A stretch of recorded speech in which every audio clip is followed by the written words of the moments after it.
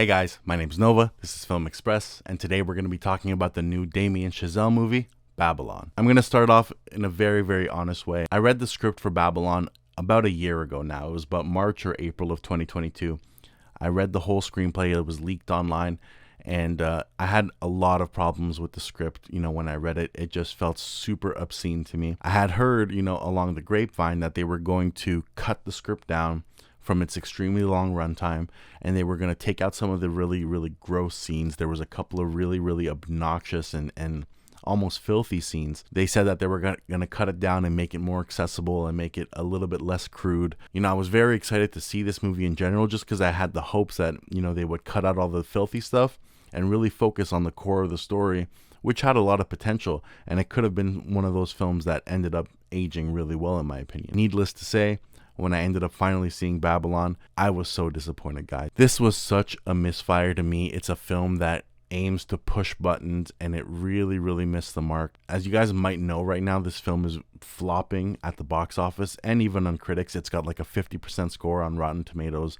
At critic score and audience score are both around 50%. So it's very divisive. Either you love it or hate it. And I've seen the trend on Letterboxd now. Either people saying it's the worst film they've seen in a long time, pointless and disgusting, or some people saying that it's a fantastic movie, that they had a blast, that they loved it, and it was hilarious or entertaining.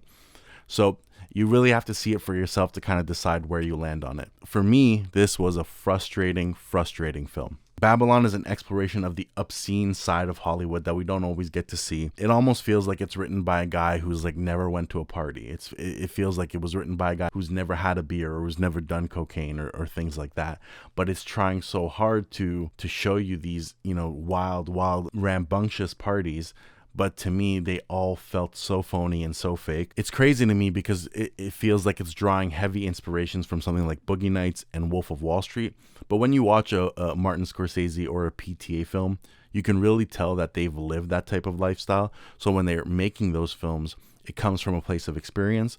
Babylon is the complete opposite. It comes from a very artificial place, especially because Chazelle is very new to the industry, in the grand scheme of things. He's only been here for about 8 or 10 years now. And I don't think that at this point, at this level, he's the type of person who should be making commentaries on the industry, on the developments of the industry. And you know what? Babylon focuses on the transition from like silent films to talkies. And you know what? He might love Singing in the Rain and films like that, but I don't think he's the type of person who should be making stuff like this. It almost seems like Chazelle is still disgruntled after what happened at the Oscars with the Moonlight incident, where he won Best Director and then they also won Best Picture for all of about 30 seconds until the Academy revealed that they made a mistake and Moonlight actually won Best Picture. And to me, when La La Land comes in and it's such a romantic and elegant film that you could basically watch with your mom and your grandma, Babylon is the type of film that, it's like a film bro type of movie. It's almost like a middle finger to the industry. It's not the love letter to Hollywood that one would think it is. It's almost, and I've heard this online as a joke, it's almost like a suicide note to Hollywood. Like I said, it's coming from a very disgruntled place. It's coming from a place of wanting to be as edgy or as disgusting as possible. It's almost like Chazelle is just trying to see how many buttons he can push with his blank check. He got about $80 million to make this film, and you know what? It's not making any money back. And it's almost, to me, in all honesty, minus a couple of great sequences, it feels like such a waste of money. What's crazy to me is I've mentioned Boogie Nights here, but if you actually break down this film, there are about 7 or 8 plot points that are directly stripped from Boogie Nights. And it's not just like an homage to Boogie Nights. They're very much exactly the same plot beat, kind of recycled in a different time setting with different characters. To me, that's one of the laziest things I think I've seen in a long time. And the more and more I think about the fact that, some scenes were almost copy to copy of Boogie Nights, it makes me roll my eyes even more whenever I think about Babylon. It really seems like he tried to kind of attack a formula, and it's almost like how many pointless, obnoxious ideas can he fit into 3 hours? And he's challenging himself to kind of outdo his own filthiness time and time again throughout the film. You guys might have heard that the first 10 minutes of the film has basically every bodily fluid you can imagine, whether it's vomit, pee, poo, different sex scenes, different drugs. It's trying so hard to provide some sort of shock value. And you know what? Wolf of Wall Street did the same thing. It was so shocking when you see it. But that was like a window into a lifestyle that we had never seen before. While Babylon feels like, again, recycled attempts at telling you a lifestyle without any of the substance that mattered. Nothing that I've seen in this film was essential to character development. Nothing was essential to move the plot forward. It was a bunch of just ridiculously wild scenes that kind of only hinge on being wild. Look, I'm just going to say this. If you like the film, that's fully fine. I'm not here to try to convince you otherwise. This is obviously just my opinion, so please take it as just my opinion. You know, I've defended Chazelle for making one of my favorite films. You know, he made Whiplash, which is one of the best films I've ever seen in my whole life. And I wasn't so big on La La Land. I was not a big fan of First Man. And it literally seems like he's kind of declining in quality as he went. And now with Babylon, this is kind of an offensive film that, you know, it just frustrated me, even just for the fact that it exists. So I'll mention some positives so it doesn't seem like I'm just kind of ripping on this film. I'll start with Diego Calva. He's the newcomer here, and he's an absolute star. Like, from the first scene to the last, he almost steals the show. He's captivating. He's incredible in his performance. He was also exactly how I pictured Manny when I read the script, and he really brought that character to life. His character goes through a crazy transformation in this movie, and that transformation really only works because of how good Diego Calva is. The transformation is not believable on paper.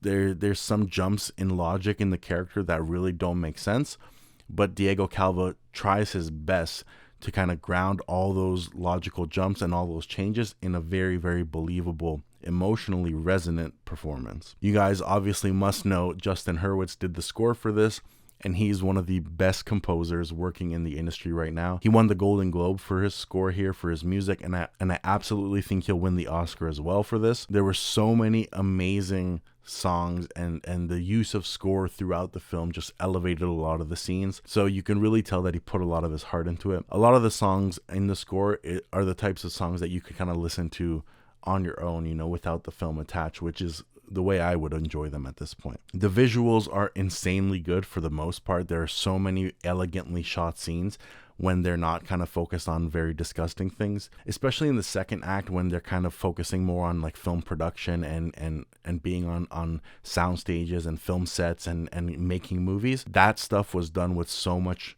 love, and it was shot so incredibly well. There were some shots out of that second half that you could take out and, you know, they could stand on their own. They're very, very artistic. I just wish it was more elegant across the entire board of the film, and I wish that same sentiment carried over for the entire film. There was a lot of grungy, gross stuff that I really wish I didn't see, and I probably would not watch again just for that purpose alone. On the other hand, though, as many great shots as there were, every shot was kind of under the classification of what you see is what you get. You know, this is an art form where it's focused on visual storytelling, and you know what, Martin Scorsese has said this kind of sentiment where film images have the power to elicit emotion, right? So, you know, sometimes you'll have a shot which means way more in the context of the film, but also like in the perspective of the characters. Like there's so many films I've seen where a single shot can have like 12 different meanings, but in Babylon the shots are just what they are. It's a nice sunset shot or a nice lighting or a very crisp, you know, very, very well shot scene, but none of it has like an emotional resonance or a subtext or a nuanced meaning, which to me is such a failure, because as great as it is shot, the director doesn't inject any artistry or any stronger meaning behind any single purpose or any single edit or any single cut to elevate the story on a more, you know, nuanced level. To me, that's a big failure, and that's one of the reasons why, you know, if I'm watching this for 3 hours, I want something more. I don't want just surface level entertainment. I don't want just silly jokes for the sake of being silly, and I don't want my buttons pushed just because the director is like bitter at the industry. You know, to me, this was such a missed opportunity because there were so many moments where scenes could have meant more, but there was not a single calculated shot in that sense. Now, I will say this, you know, there are some moments of comedy here that definitely work. The comedy's fine for the most part. I definitely laughed a couple times, you know, I'm not even going to deny that at all. But for every time I laughed, there would also be a scene that just grossed me out or made me feel something disgusting or pathetic. There were so many over the top kind of loud jokes that's like it almost hinges on making you laugh just because it's so like in your face loud. There's no subtlety here. You know, everything is paid. Everything is cranked to 11, and the comedy is cranked to 11 when it's attempting to be comedic.